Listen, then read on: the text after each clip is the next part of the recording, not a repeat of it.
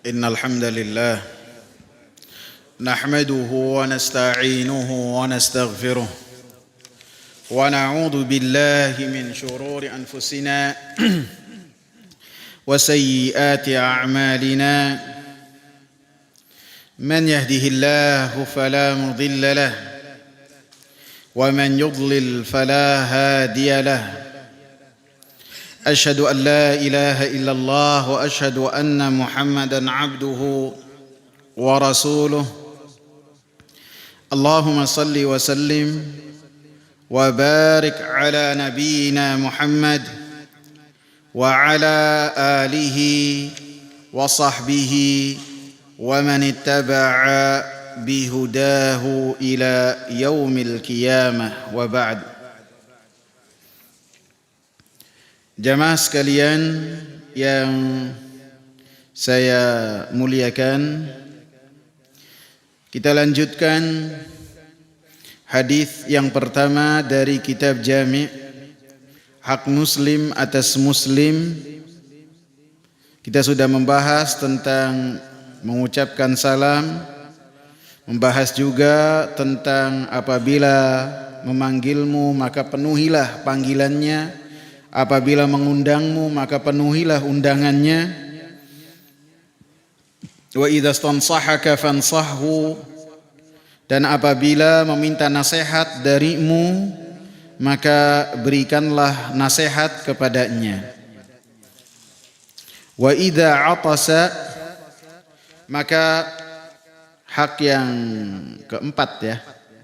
1, 2, 3, 4. Yang keempat. Wa idza atasa fahamidallaha fasammithu. Apabila saudaramu bersin kemudian dia mengucapkan memuji Allah Subhanahu wa taala, fasammithu, maka ucapkanlah tasmit untuknya. Di bagian yang keempat dari hak muslim atas muslim yang lainnya ini, kita diperintahkan termasuk untuk menjaga hubungan kita di antara persaudaraan yang dilandasi dengan keimanan dan ketakwaan kepada Allah Subhanahu wa taala. Maka apabila salah seorang di antara saudara kita bersin, maka hendaklah mengucapkan tasmit apabila yang bersin ini memuji Allah Subhanahu wa taala. Sebelum membahas tentang bersin, maka di sini disebutkan fasammithu. Bisa dengan sammithu itu dengan sin, bisa dengan ashin, dan dua-duanya memiliki makna yarhamukallah. Semoga Allah Subhanahu wa taala merahmatimu. Apabila menggunakan shin at-tashmit, dan ini yang lebih masyhur, maka artinya doa, fashammithu, maka doakanlah untuk orang yang bersin yang telah mengucapkan alhamdulillah. Akan tetapi apabila menggunakan sin, kalau kita biasanya menggunakannya sin kecil, sin besar, benar. Padahal bisa kita raba dari penegasannya. Kalau sin muraqqaq, lemah penyebutannya. Kalau shin mufakham. Begitu juga dengan ta. Ta muraqqaq. Adapun ta mufakham, berat. Adapun ketika menggunakan tasmit, diambil dari kata as-samt. Samat itu artinya jalan yang lurus dan artinya tujuan, sehingga maknanya harapan dan doa supaya semua bagian dari tubuh itu kembali ke jalan yang telah ditentukan oleh Allah Subhanahu wa taala. Sehingga artinya fasammithu, semoga Allah Subhanahu wa taala menjaga semua bagian-bagian tubuhnya yang dengannya tubuhnya itu bisa digerakkan, sehingga dengan setelah bersin kembali lagi seperti semula. Sehingga ini menunjukkan bahwasanya bersin ini bukan sesuatu yang biasa saja. Bersin adalah salah satu nikmat dari Allah Subhanahu wa taala yang Allah Subhanahu wa taala berikan kepada siapa yang Allah kehendaki. Sebab ketika Allah Subhanahu wa taala menjadikan tubuh itu bersin, maka dengan bersin tersebut mengeluarkan udara yang menekan ke bagian-bagian anggota tubuh. Sehingga disebutkan dengan seseorang itu bersin, maka kemudian dia kembali lagi tubuhnya seperti biasa, maka ini adalah suatu hal yang dia harus bersyukur kepada Allah Subhanahu wa taala. Karena menurut penelitian bahwasanya ketika seseorang itu bersin, maka akan mempengaruhi anggota ataupun syaraf yang ada di tubuh. Bahkan disebutkan bahwasanya ketika seorang bersin, seakan-akan tubuh itu mati beberapa detik saja, hilang kesadarannya. Sehingga disebutkan ada orang-orang yang ketika bersin, setelah bersin dia langsung meninggal dunia. Ada. Disebutkan dalam Mausu'atul Adab Al-Islamiyah karya Abdul Aziz bin Fathi As-Sayyid Nada, salah seorang penulis dari Mesir, yang beliau menulis kitab ini pada tahun 2003. Beliau mengatakan, "Faktashafa anna al-'utasa qad yuaddi ila al-maut al-mufaji' awil uma al-mufaji awil shalal awil inzilaqil ghutrufi aw dawali rahimin indal mar'ah wa ghairi dhalika." Maka telah ada penjelasan dari medis bahwasanya bersin itu akan bisa menjadikan seseorang mati mendadak. Dengan bersin seseorang bisa mati mendadak. Ya Ustadz, mati bisa apa saja, kadang-kadang orang duduk bisa mati. Tapi ini menurut penelitian. Bahkan bisa juga menjadikan seorang buta. Bersin ini. Karena ada goncangan yang terjadi di dalam tubuh. Bahkan bisa mengantarkan seseorang kepada stroke.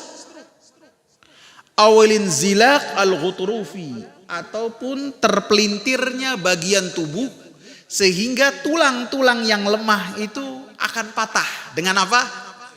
Dengan bersin.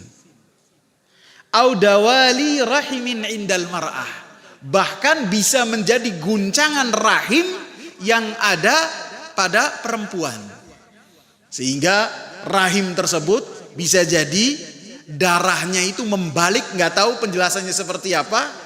Itu akan menjadikan pendarahan yang sangat luar biasa bagi tubuh wanita ataupun laki-laki. Sehingga ini menunjukkan bahwasanya dengan seorang bersin, maka ini terjadi goncangan hebat di dalam tubuh. Sehingga ketika seorang mengucapkan fasamithu, artinya semoga Allah Subhanahu wa taala menjaga orang yang bersin ini, sehingga semua bagian anggota tubuhnya kembali lagi ke tata susunan tulang, susunan bagian tubuh yang telah ditentukan oleh Allah Subhanahu wa taala, sehingga kembali seperti semula.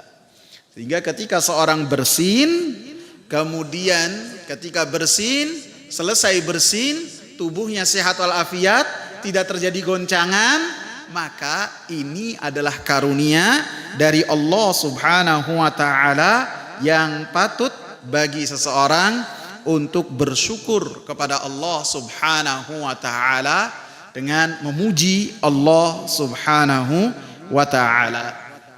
Sehingga dikatakan bahwasanya bersin ini adalah karunia yang Allah Subhanahu wa taala berikan kepada kita, sehingga majlis ta'lim ini majlis pengagungan kepada Allah. Dengan kita menghadiri majlis ta'lim, kita makin sadar karunia yang Allah Subhanahu wa taala berikan kepada kita. Di antaranya bersin yang bisa jadi kita meremehkannya. Tidak taunya itu adalah karunia yang besar yang Allah Subhanahu wa taala berikan kepada kita.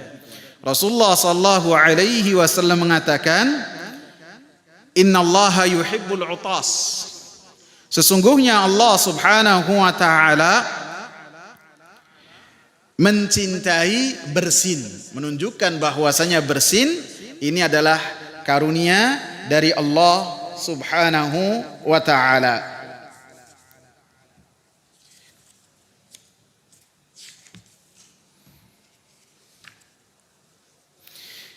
Kemudian Rasulullah sallallahu alaihi wasallam menyebutkan fahamidallah, maka dia memuji Allah Subhanahu wa taala.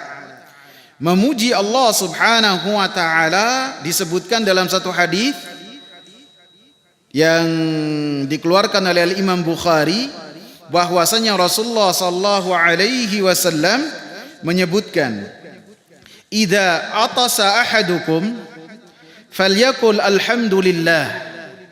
Apabila salah seorang di antara kalian bersin, maka hendaknya dia mengucapkan alhamdulillah. Wal yakul lahu akhuhu yarhamukallah, maka hendaknya saudaranya mengucapkan kepada orang yang bersin ini yarhamukallah. Fa idza qala lahu yarhamukallah, maka apabila saudaranya itu mengucapkan yarhamukallah, maka yang bersin mengucapkan yahdikumullahu wa yuslih balakum, mengucapkan yahdikumullahu wa yuslih balakum. Sehingga memuji dalam hadis yang disebutkan fahamidallah artinya mengucapkan alhamdulillah, bahwasanya dia memuji Allah Subhanahu wa taala dengan mengucapkan alhamdulillah. Bisa dengan mengucapkan alhamdulillah seperti yang tercantum dalam hadis Abu Hurairah, bisa juga dengan ditambahkan dengan mengucapkan alhamdulillahi ala kulli hal. Bisa. Disebutkan dalam satu hadis dari Abu Hurairah radhiyallahu anhu bahwasanya Rasulullah sallallahu alaihi wasallam, "Idza atasa ahadukum falyakul alhamdulillahi ala kulli hal." Apabila salah seorang di antara kalian bersin, maka hendaklah mengucapkan alhamdulillahi ala kulli hal. Bisa dengan mengucapkan alhamdulillah, bisa juga dengan mengucapkan alhamdulillahi ala kulli hal. Bisa pilih di antara dua-duanya. Pilih. Mau sekali alhamdulillah, mau sekali lagi mengucapkan yang lainnya alhamdulillah ala kulli hal, boleh. Dan sebagian ulama menyebutkan dengan alhamdulillahi rabbil alamin. Di dalam Sunan An-Nasa'i, karya Imam Nasai dalam kitab Amalul Yaum wal Lailah, disebutkan riwayat bahwasanya mengucapkannya dengan alhamdulillahi rabbil alamin. Akan tetapi pendapat yang riwayat yang mengatakan bahwasanya orang yang bersin mengucapkan alhamdulillahi rabbil alamin, maka ini adalah riwayat yang lemah. Cukup kita mengucapkan alhamdulillah ataupun cukup mengucapkan alhamdulillahi rabbil alamin. Di antara tadi saya mengucapkan salah. Alhamdulillah atau alhamdulillah ala kulli hal. Di antara dua zikir ini pilih salah satu di antaranya Dengannya kita memuji Allah Subhanahu wa taala dan melaksanakan apa yang telah diperintahkan oleh Rasulullah sallallahu alaihi wasallam. Dan tidak boleh kita menambahkan sesuatu zikir apapun ketika bersin selain alhamdulillah ataupun alhamdulillah ala kulli hal. Tidak boleh ditambahkan dengan tambahan-tambahan yang lain, tidak boleh. Disebutkan ada seseorang yang bersin di samping Abdullah bin Umar. Kemudian orang ini mengucapkan apa? Alhamdulillah wassalamu ala rasulillah. Ada tambahannya enggak? Alhamdulillah wassalamu ala rasulillah. Mengucapkan salam kepada Nabi disyariatkan. Sallu alaihi wasallimu taslima. Kalian bersalawatlah kepada Nabi dan ucapkanlah salam kepada Nabi. Akan tetapi ketika dihususkan dengan satu amalan, yang amalan tersebut tidak pernah dicontohkan dan diajarkan oleh Nabi sallallahu alaihi wasallam, maka kita harus berhenti dengan apa yang telah diajarkan oleh Nabi sallallahu alaihi wasallam. Maka pada saat itu Abdullah bin Umar mengatakan kepada orang yang bersin. Ini menunjukkan bahwasanya Abdullah bin Umar dan sahabat-sahabat yang lainnya apabila melihat seseorang melakukan suatu hal yang munkar dan mereka mampu untuk merubahnya, maka mereka memberikan nasihat tanpa diminta. Karena dalam pembahasan yang lalu, kewajiban itu akan menjadi wajib apabila seseorang meminta nasihat. Terkadang tanpa diminta pun apabila seorang mengetahui sesuatu yang tidak diketahui oleh saudaranya, maka menjadi hal yang wajib pula untuk menjelaskan, seperti yang dicontohkan oleh Ibnu Umar. Maka Abdullah bin Umar mengatakan, tidak langsung mengatakan ini bid'ah, ini sesat, tidak. Akan tapi beliau menasehatinya dengan cara yang lembut. Abdullah bin Umar mengatakan, ana aqul alhamdulillah wassalamu ala rasulillah. Saya pun sama mengatakan alhamdulillah, dan saya pun mengucapkan salam kepada Nabi sallallahu alaihi wasallam. Akan tetapi dalam amalan ini, walaysa hakadha 'allamana Rasulullah sallallahu alaihi wasallam. 'Allamana an naqul alhamdulillahi ala kulli hal. Akan tetapi tidak seperti ini Rasulullah sallallahu alaihi wasallam mengajarkan. Rasulullah hanya mengajarkan kita mengucapkan alhamdulillahi ala kulli hal ataupun alhamdulillah. Tidak ditambah-tambahkan dengan solawat kepada Nabi. Tidak ditambahkan juga dengan salam kepada Nabi. Ataupun dia hafal doa kunut yang panjang. Setelah bersin langsung doa kunut yang panjang yang biasa dibaca kalau panjang itu. Ya. Tidak, enggak boleh. Amalan itu menjadi baik di sisi Allah bukan ketika seorang capek, bukan. Bukan ketika seorang mendapatkan kesusahan dari amalannya, tidak. Akan tetapi ketika amalannya berkesesuaian dengan apa yang telah dicontohkan oleh Rasulullah sallallahu alaihi wasallam. Salat 2 rakaat lebih afdol apa salat 4 rakaat? Mana yang lebih afdol? Kalau dilihat dari sisi susahnya dan capeknya 4. Kan lebih susah, lebih capek, lebih melelahkan. Akan tetapi dilihat bagaimana Rasulullah sallallahu alaihi wasallam melaksanakannya. Seperti salat zuhur. Ketika salatnya mukim, maka 4 rakaat itu adalah suatu kewajiban. Akan tetapi ketika dia musafir melakukan perjalanan, maka salat 2 rakaat lebih afdol daripada sholat 4 rakaat. Jadi bukan berarti yang paling banyak, yang lebih menyusahkan lebih afdol, tidak. Yang paling penting berkesesuaian dengan apa yang telah dicontohkan oleh Rasulullah. Bahkan Al-Imam Ahmad ditanya tentang seorang musafir sholatnya 4 rakaat dan dia sholat sendirian. Kata dia, saya ragu di sholatnya sah apakah tidak. Ini menunjukkan apa? bisa mendekati hukumnya menjadi wajib, bahkan bisa mendekati suatu yang lebih dari wajib. Karena Abdullah ibn Umar mengatakan, saya menemani Rasulullah safar, melakukan perjalanan. Saya juga melakukan perjalanan bersama Abu Bakar, Umar, dan Utsman. Dan mereka ketika melakukan perjalanan, di solat yang 4 rakaat, mereka solatnya dua rakaat.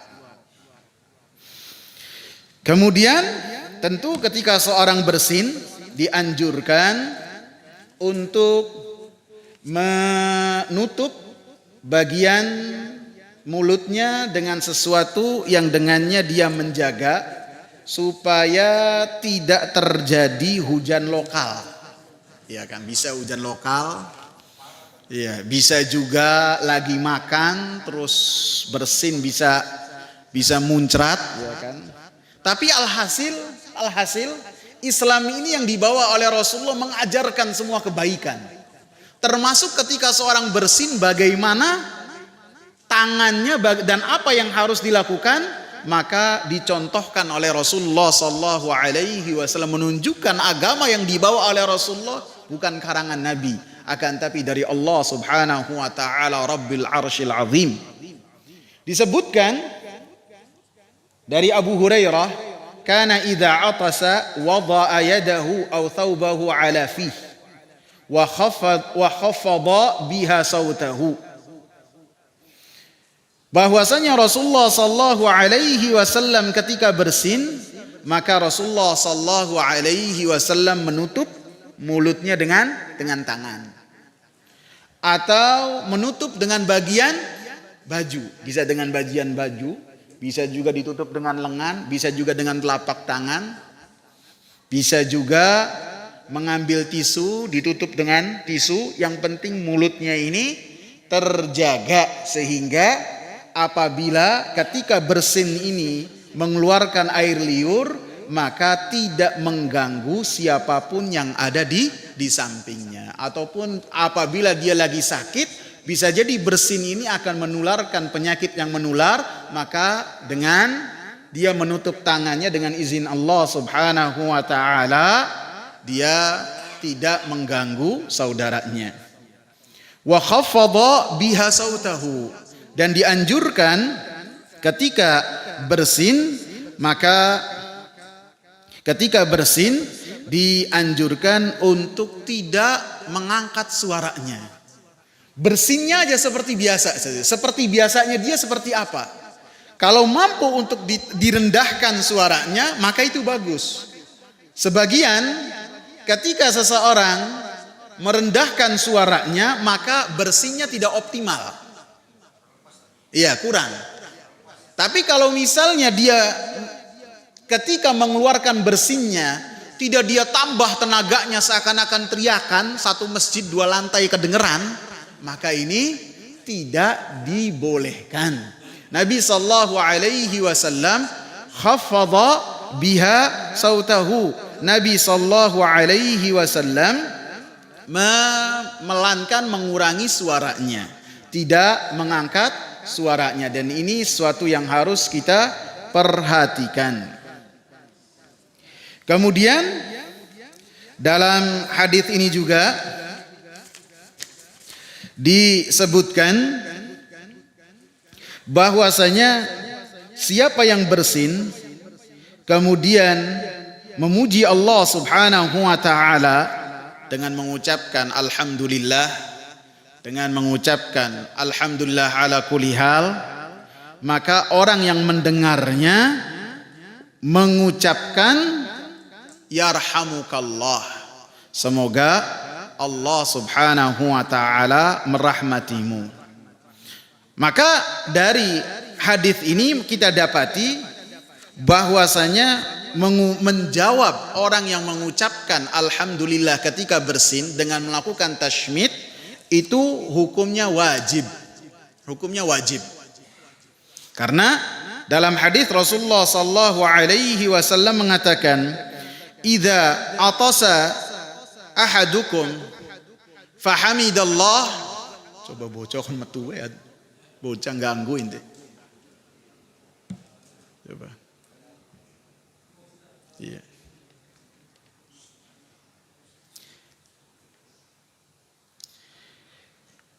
Idza atasa ahadukum fahamidallah fahaqqun ala kulli muslimin sami'ahu an yushammitahu. Apabila salah seorang di antara kalian bersin kemudian mengucapkan alhamdulillah ataupun alhamdulillah ala kulli hal, fakana haqqan ala kulli muslimin, maka hak dan wajib dan sangat ditekankan sekali bagi setiap muslim yang mendengarnya untuk mengucapkan yarhamukallah. Sehingga dari hadis ini sangatlah jelas sekali menjawab orang yang mengucapkan alhamdulillah dengan yarhamukallah hukumnya wajib. Hukumnya wajib. Walaupun ada khilaf di kalangan ulama. Walaupun Al-Imam Ibn Utsaimin rahimahullah beliau mengatakan tidak pernah sampai kepada kita bahwasanya para sahabat ketika mereka ada di satu majelis salah seorang bersin kemudian mengucapkan alhamdulillah, para sahabat tidak pernah ada riwayat yang mereka serentak mengucapkan yarhamukallah, tidak ada. Tidak sampai kepada kita.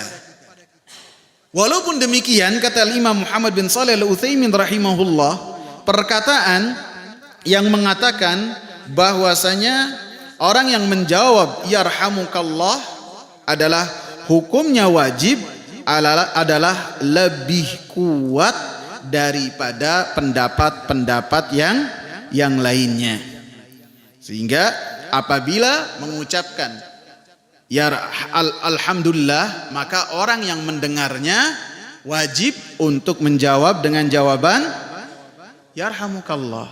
Tapi apabila ada orang yang bersin kemudian tidak mengucapkan alhamdulillah, apa yang kita lakukan? Apakah harus tetap menjawab yarhamukallah ataukah tidak?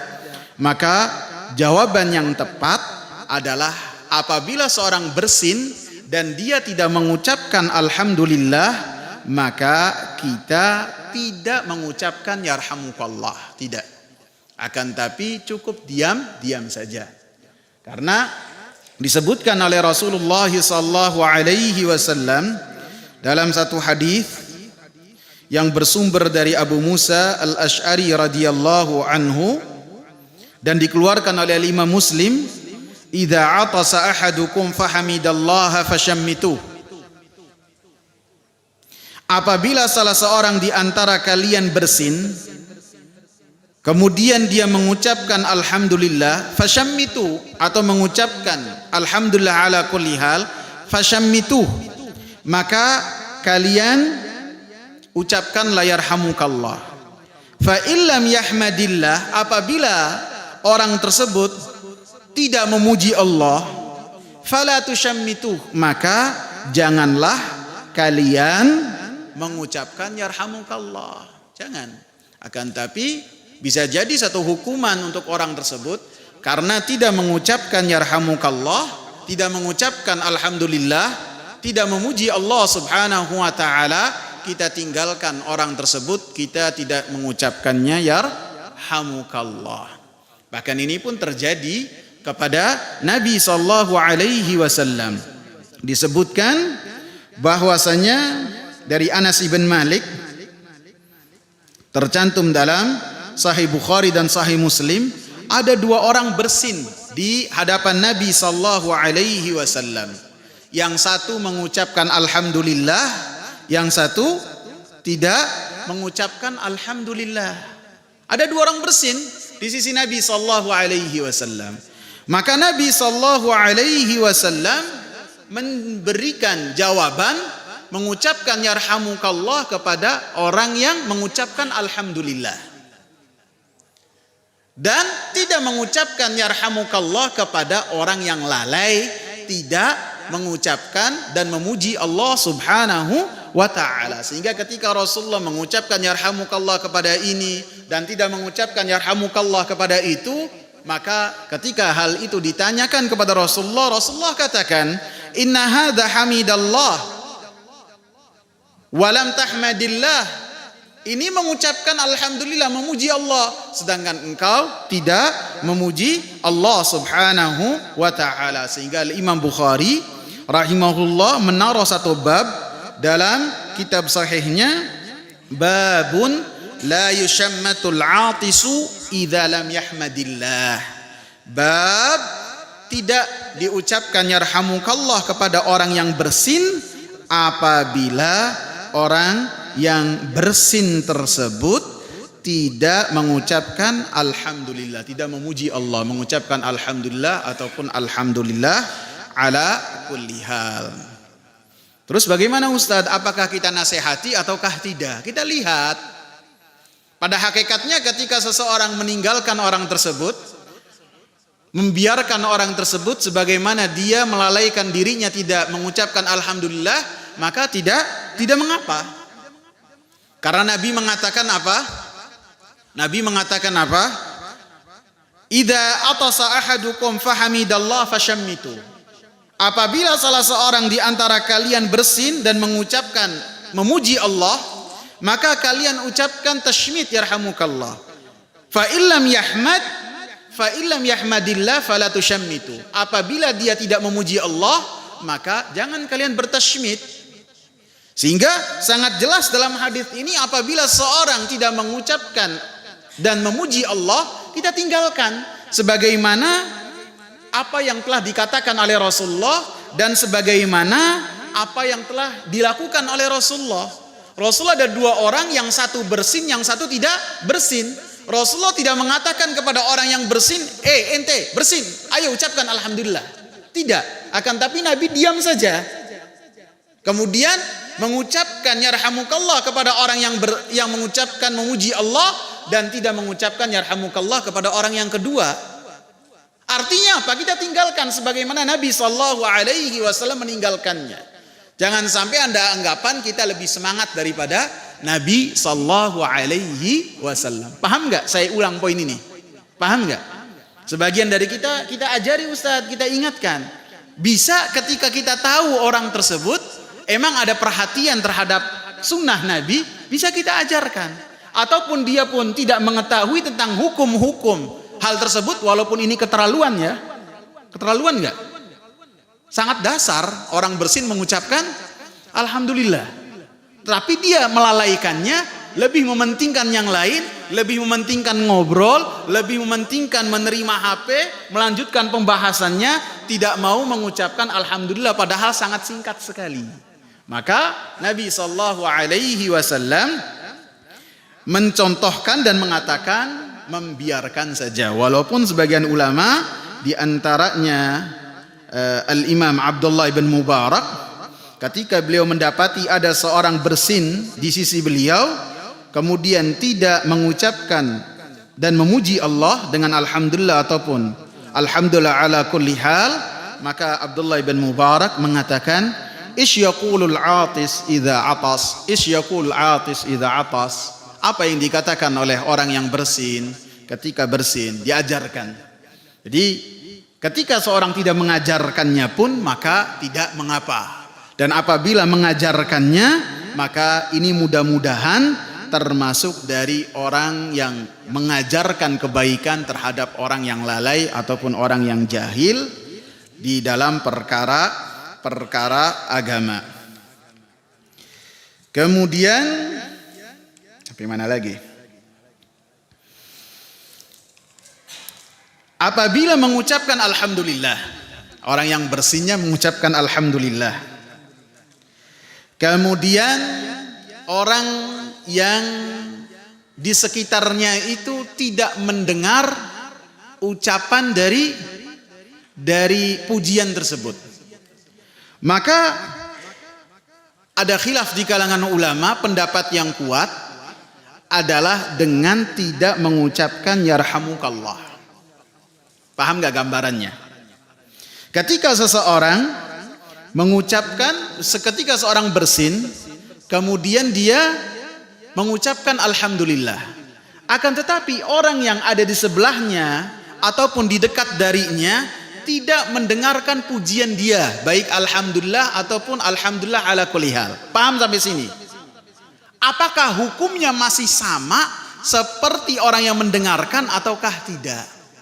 Maka pendapat yang kuat dalam permasalahan ini adalah tidak mengucapkan apapun ketika orang tersebut bersin, kemudian mengucapkan pujiannya dengan pelan, ataupun orang yang di sekitarnya tidak mendengar pujian dia dengan mengucapkan alhamdulillah ataupun ala kulli hal. Apabila mendengar, maka wajib untuk menjawabnya. Apabila tidak mendengar, maka tidak wajib untuk mengucapkan yarhamukallah. Paham? Saya berikan gambaran. Saya bersinnya masuk mic. Ya? Masuk. Hatta akhwat di atas dengar. Hatta yang lagi live dengar. Bener nggak? Ya. Mungkin ada yang di Taiwan lagi, wow ustaznya bersin katanya. Jadi bukan hanya bahas, bahkan bersin mencontohkan misalnya. Bersin. Dan bersin ini tidak ada yang mencontohkan bersin terus asli bersin. Ketika seorang bersin menunjukkan ini adalah sesuatu yang tidak bisa dia tahan. Bersin. Kemudian saya sembari megang, menutup bagian mulut saya, kemudian saya merundukkan, kemudian mengucapkan alhamdulillah. Mungkin didengar sama Pak Sohib saja. Saya mengucapkan alhamdulillah. Maka yang wajib untuk menjawab yarhamukallah siapa? Pak Sohib. Adapun yang di ujung sana ataupun akhwat yang di atas tidak ada kewajiban untuk menjawab yarhamukallah.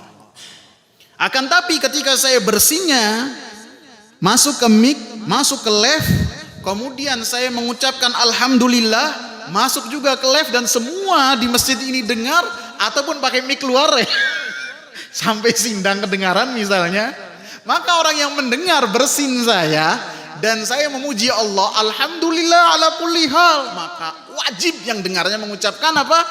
Yarhamukallah. Jadi itu gambarannya.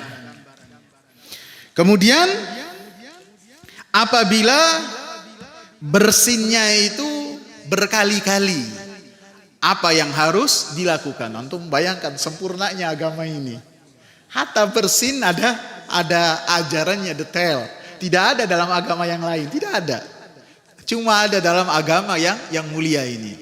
Sehingga ada seorang tabib, seorang dokter, peneliti, begitu melihat perhatian Islam sangat luar biasa terhadap bersin ini, maka dia melakukan penelitian. Tidak taunya dia mendapati bahwasanya dengan bersin terjadi goncangan dalam tubuh seseorang, bisa menyebabkan kematian. Kemudian ada juga hal-hal yang berdampak kepada kesehatan seorang. Dia langsung masuk Islam dari bersin saja.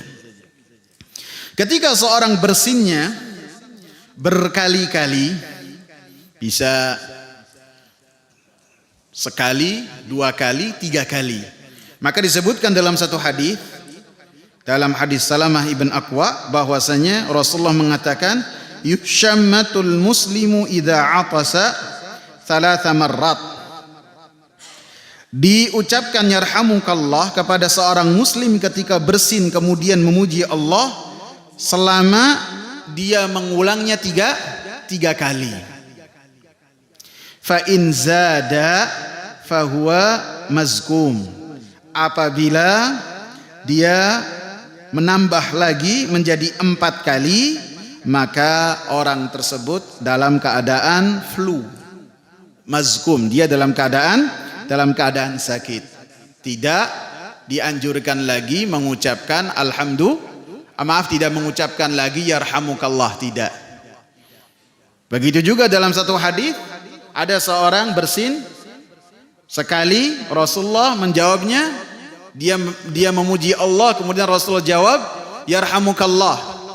2 kali dijawab lagi oleh Rasulullah yarhamukallah. Yang ketiga diucapkan lagi oleh Rasulullah yarhamukallah. Sampai yang keempat Rasulullah katakan anta mazkum, kamu lagi flu, lagi sakit. Kita tidak dianjurkan untuk mengucapkan kepada orang yang bersin 4 kali dengan mengucapkan anta mazkum, tidak. Kamu lagi sakit, tidak. Penyebutan anta mazkum seakan-akan Rasulullah sallallahu alaihi wasallam menjelaskan bahwasanya Rasulullah sallallahu alaihi wasallam tidak menjawab dengan yarhamukallah karena orang tersebut beda kondisinya dengan yang pertama dan yang kedua. Kemudian yang berikutnya yang harus kita perhatikan, maka orang yang mendengar ucapan yarhamukallah haruslah membalas kebaikan dengan kebaikan.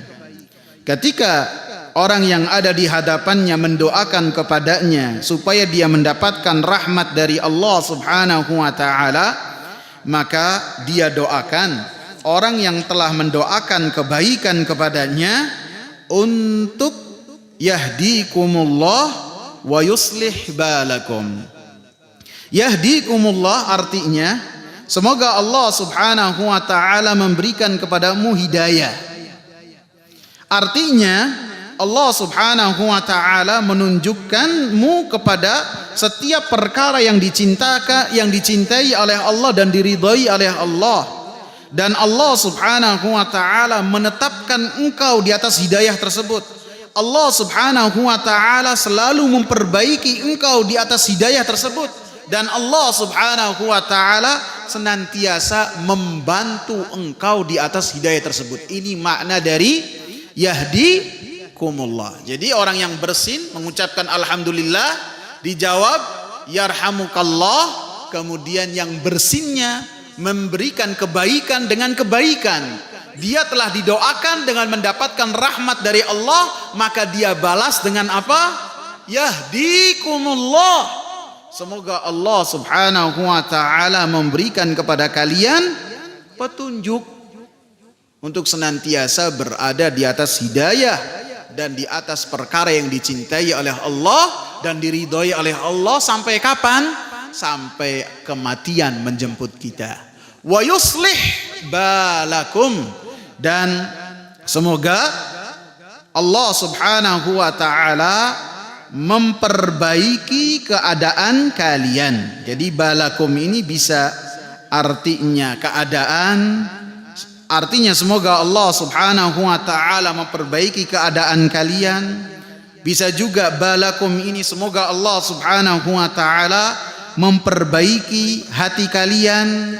Bisa juga balakum ini artinya semoga Allah Subhanahu wa taala memperbaiki kehidupan kalian, walaupun makna yang pertama itu yang paling menyeluruh, ataupun makna yang kedua bisa juga menyeluruh juga, karena semoga Allah Subhanahu wa taala memperbaiki hati kalian. Artinya apabila hati ini benar, hati ini mendapatkan petunjuk dari Allah, maka seluruh anggota tubuh kita akan senantiasa berada di atas hidayah Allah Subhanahu wa taala. Kemudian di dalam doa ini disebutkan bahwasanya yang berkaitan dengan yarhamukallah menggunakan kata ganti kamu satu tunggal. Adapun yuslih balakum yahdikumullah wa yuslih balakum menggunakan dhamir kata ganti kalian yang artinya berbilang. Paham sampai sini permasalahannya? Paham enggak? Yarhamukallah satu tunggal yang bersin saja, yarhamukallah. Adapun yang berkaitan dengan yahdikumullah wa yuslih balakum digunakannya pakai kum, bukan yahdikallah, tidak juga yuslih balak. Ustadz, saya sudah belajar domair, kata ganti dalam bahasa Arab sudah, anta antuma antum, iya iyaka iyakuma iyakuma iyaki, saya sudah hafal Ustadz. Jadi boleh nggak diganti? Jangan, nggak boleh diganti.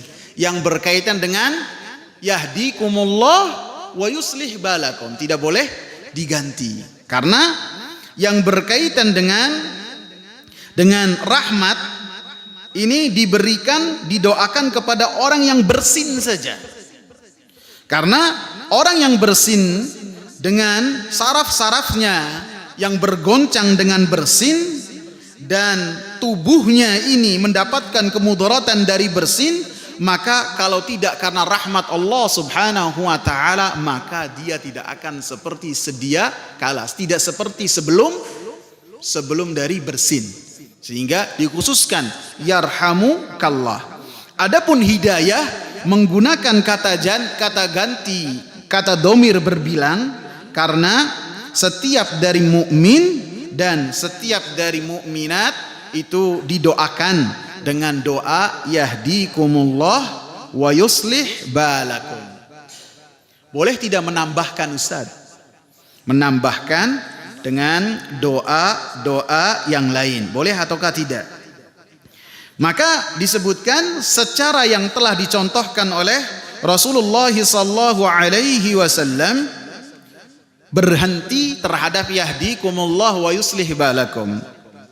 Akan tetapi dalam riwayat-riwayat disebutkan bahwasanya sebagian sahabat ketika menjawab yarhamukallah, sebagian mereka menjawab dengan jawaban yang ditambahkan. Seperti diriwayatkan dari Al-Imam Malik, dari Al-Imam Nafi dan Al-Imam Abdullah ibn Umar, bahwasanya Abdullah ibn Umar ketika bersin, ada orang yang mengatakannya setelah Abdullah ibn Umar ini memuji Allah dengan mengucapkan yarhamukallah. Maka Abdullah ibn Umar menjawabnya yarhamunallah wa iyyakum wa yaghfiru lana wa lakum. Jadi untuk yahdikumullah wa yuslih balakum dicontohkan oleh Abdullah ibn Umar, beliau menggantinya dengan jawaban yang lain. Begitu juga dari Abdullah ibn Abbas dalam Al-Adabul Mufrad, bahwasanya Abdullah ibn Abbas terkadang ketika ada orang yang mengucapkan kepadanya yarhamukallah, maka beliau menjawabnya dengan afanallahu wa iyyakum minan nar yarhamukumullah. Semoga Allah Subhanahu wa taala menyelamatkan kami dan kalian dari api neraka. Yarhamukumullah.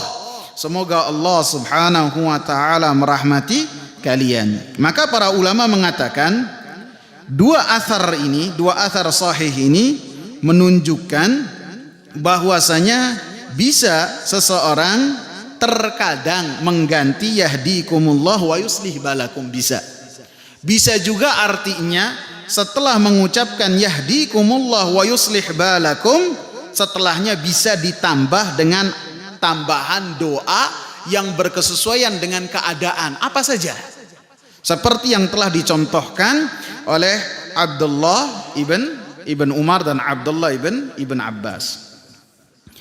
Kemudian setelahnya, apabila orang kafir yang bersin, jadi orang kafir yang bersin, apakah kita mengucapkan yarhamukallah ketika si kafir ini mengucapkan alhamdulillah? Dia tahu nih sunnah Nabi, karena sunnah Nabi itu diketahui oleh orang-orang kafir. Sebagian mereka tahu. Ketika mereka bersin, melihat nih ada orang yang bolak-balik ngaji, rajin, terus mencontohkan ketika ada saudaranya yang beriman, dia mengucapkan yarhamukallah, maka orang kafir ketika bersin, dia juga mengucapkan ikut-ikutan mengucapkan alhamdulillah. Apa yang harus kita lakukan? Maka kita tidak mengucapkan yarhamukallah, tidak. Karena yarhamukallah ini termasuk hak muslim atas muslim. Adapun orang kafir tidak mendapatkan bagian dari yarhamukallah. Yang kedua, orang-orang Yahudi, mereka sangat ngarep untuk mereka itu mendapatkan ucapan dari Nabi sallallahu alaihi wasallam yarhamukumullah, pengen mereka. Sehingga apabila mereka di dekat Nabi sallallahu alaihi wasallam, mereka menunggu sampai bersin, kemudian setelah bersin mungkin mereka mengucapkan alhamdulillah kencang sekali. Nabi sallallahu alaihi wasallam tidak mengucapkan tashmid, akan tetapi langsung menjawabnya yahdikumullah wa yuslih balakum. Jadi orang kafir, apabila orang kafir ini ada di hadapan kita, bersin kemudian memuji Allah, mengucapkan alhamdulillah. Maka kita menjawabnya yahdikumullah wa yuslih balakum. Tidak mengucapkan yarhamukallah, tidak. Kalaupun orangnya mengucapkan puji Tuhan, apalagi puji syukur, apalagi, maka ra'yi pendapat saya, kita tidak mengucapkan kepadanya yahdikumullah wa yuslih balakum. Nggak tahu apa lagi nih. Cukup kali. Udah azan ya. Waktu azan. Ada yang mau ditanyakan? Silakan Pak Sohib. Sebentar ini Pak Sohib. Hah? Misalnya bersin nggak ada orang. Iya. Itu baca alhamdulillah apa enggak, sementara nggak ada yang jawab. Gak apa-apa, kita ucapkan alhamdulillah. Jadi pertanyaan dari Pak Sohib, ketika kita sendirian, apakah kita mengucapkan alhamdulillah ataukah tidak? Gak apa-apa, kita mengucapkan alhamdulillah. Dengan contoh-contoh yang telah dicontohkan oleh Rasulullah. Dengan menutup mulut. Kemudian kalau ada tisu, pakai tisu. Kalau tidak bisa ditahan pakai tangan dan tidak mengeraskan suara. Silakan Pak Yanuar.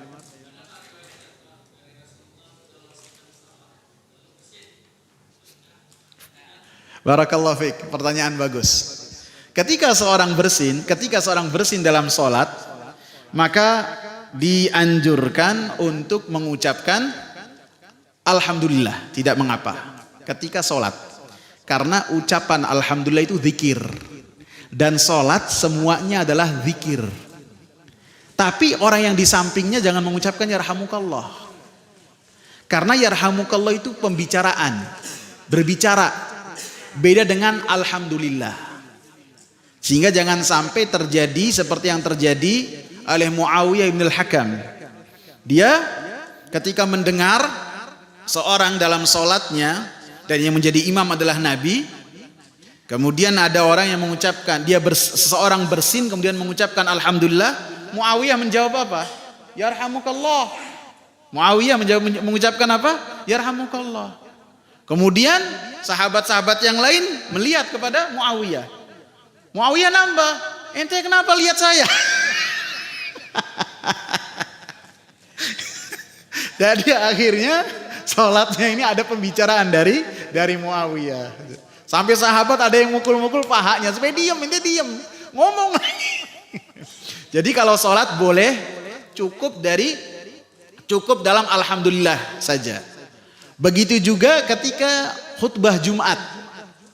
Ketika khutbah Jumat ada seorang yang bersin, maka dia cukup bisa dibolehkan untuk mengucapkan alhamdulillah. Selama mengucapkan alhamdulillahnya tidak menarik perhatian orang lain atau menghilangkan konsentrasi ustadz yang lagi khutbah. Misalnya udah bersinnya kaget, ya alhamdulillah, khotibnya keder apa nih? Nah, ini tidak boleh. Dia harus mengkondisikan. Alhamdulillah biasa saja. Dan yang lainnya yang mendengarnya tidak boleh menjawab. Tidak boleh menjawab yarhamukallah. Karena idza qulta li sahibika yaumal jum'ah wal imamu yakhtubu faqad laghaut. Apabila engkau berkata kepada seseorang ketika salat Jumat, diam, dan imam itu lagi khutbah, maka engkau telah melakukan perbuatan sia-sia, tidak boleh. Paham ya Pak Yanuar? Satu lagi.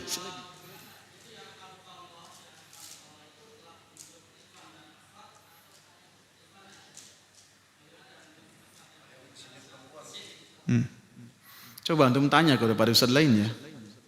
Kalau saya pendapatnya sama kali ya. Ya. Coba nanti saya tanya lagi. Yang saya tahu itu sama.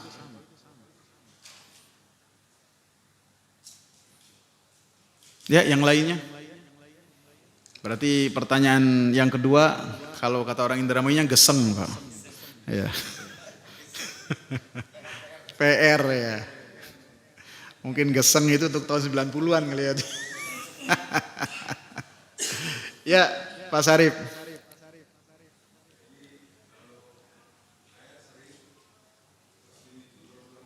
Iya. Wah. Ya. Ya, itu dikatakan oleh Nabi mazkum, sakit gitu. Sakit gitu. Jadi yang diucapkan yarhamukallah itu cukup sampai yang ketiga saja. Yang keempat dan selebihnya tidak diucapkan gitu. Mas Arif. Ya. Ya. Yang nggak mengucapkan alhamdulillah. Iya, kalau saya kan jawabnya dari sisi syariat saja. Ya. Jadi kalau misalnya orang bersin nggak jadi, apakah mengucapkan alhamdulillah apa enggak gitu? Ya nggak usah, karena nggak bersin kan. Karena hukumnya itu berkaitan dengan sesuatu yang terjadi. Apabila bersinnya tidak terjadi, maka tidak usah bersin. Tidak usah mengucapkan alhamdulillah. Cukup? Ya.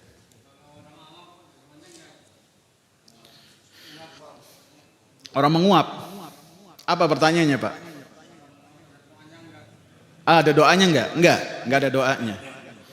Rasulullah sallallahu alaihi wasallam katakan, "Innallaha yakrahu tatha'ub." Sungguhnya Allah Subhanahu wa taala tidak suka terhadap menguap. Karena menguap, apabila menguapnya itu karena malas, bukan karena capek ya. Ada orang yang dia itu bekerja lelah kemudian menguap karena ngantuk, karena dia capek, beda. Tapi karena ada orang-orang yang dia itu menguap karena dia bermalas-malasan, maka Allah tidak suka. Maka ketika seorang menguap, tidak ada zikir khusus, tidak ada. Yang harus dilakukan adalah falyaruddahu mastata'. Hendaknya dia menahan. Jangan nguapnya itu disempurnakan. Jadi ditahan. Jangan dibiarkan. Saya menguap aja mau menguap nih, bahas menguap mau menguap, ditahan. Nah, kalau tidak bisa ditahan, kata Rasul falyaruddahu, maka hendaklah ditahan. Kalau tidak bisa ditahan, ditutup ketika menguap. Jangan sampai ketika menguap sampai mengeluarkan sebuah. Nah, maka fa'idza tatha'aba ahadukum dhahika minhu syaitan. Apabila seseorang itu dia itu menguap karena rasa malas tadi yang Allah benci, maka syaitan akan bergembira, tertawa. Apalagi ditambahi dengan auman ketika menguap tadi, maka harus lebih kita perhatikan, jangan bermudah-mudahan dengannya. Jadi yang namanya mengucapkan alhamdulillah ini ketika bersin secara khusus dan secara umum ketika ada nikmat. Tidak ada syariat secara khusus ketika kentut mengucapkan alhamdulillah. Tidak ada. Tidak ada juga syariat secara khusus ketika sendawa mengucapkan alhamdulillah. Tidak ada. Kecuali mungkin orang lagi mules, perutnya sakit, ini nggak keluar-keluar, angin muter-muter di perut. Ketika keluar dia merasa ya Allah enak perutnya, mengucapkan alhamdulillah karena ada suatu ganjalan hilang. Itu mengucapkan alhamdulillah bukan karena kentutnya, akan tapi ganjalan hilang. Begitu juga ketika sendawa, bukan karena sendawanya, karena angin mulai keluar dari perutnya. Bisa ketika dia mengucapkan alhamdulillah bukan karena sendawanya, akan tapi karena ada angin yang keluar yang dengannya dia bisa lega dari tekanan yang ada di perutnya. Saya biasa kadang-kadang seperti itu. Biasa kadang-kadang. Jadi sendawa secara umum tidak ada ucapan alhamdulillah. Begitu juga kentut tidak ada syariat ketika kentut mengucapkan al-afu, maaf, ataupun dia mengucapkan alhamdulillah, tidak. Sebagaimana tidak ada syariat juga ketika kentut orang yang mendengarnya tertawa. Dan ini ditegur oleh Rasulullah sallallahu alaihi wasallam. Cukup ya? Subhanakallahumma bihamdika asyhadu an la ilaha illa anta astaghfiruka wa atubu ilaik. Assalamu alaikum warahmatullahi wabarakatuh.